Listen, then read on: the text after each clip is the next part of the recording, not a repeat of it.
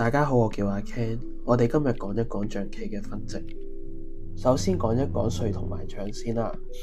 咁樣呢，佢哋就係博弈嘅終極目標，輸贏都係睇佢嘅。只要佢一俾人食咗呢，咁成盤棋就輸咗。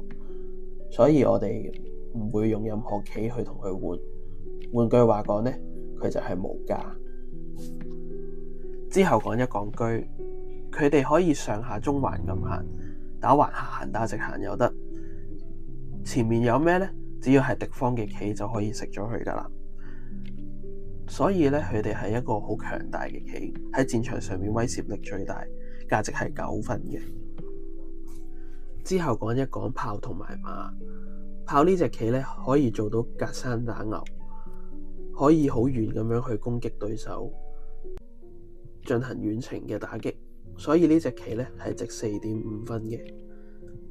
而馬呢，佢行日字，可以有8個方位去行，但係佢只要俾人一棘住咗呢，嗰個方向就唔行得啦。所以佢係值4分。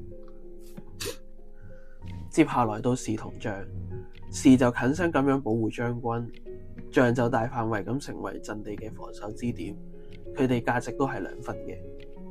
最後到兵同卒。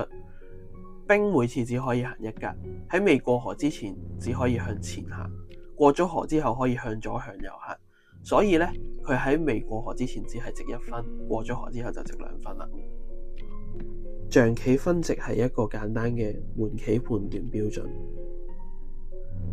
按照象棋分值嘅層面去講，我哋會唔會攞車去換馬呢？大部分情況下都係唔會嘅。因為車值9分，馬值4分，攞隻車去換馬就會蝕5分啦。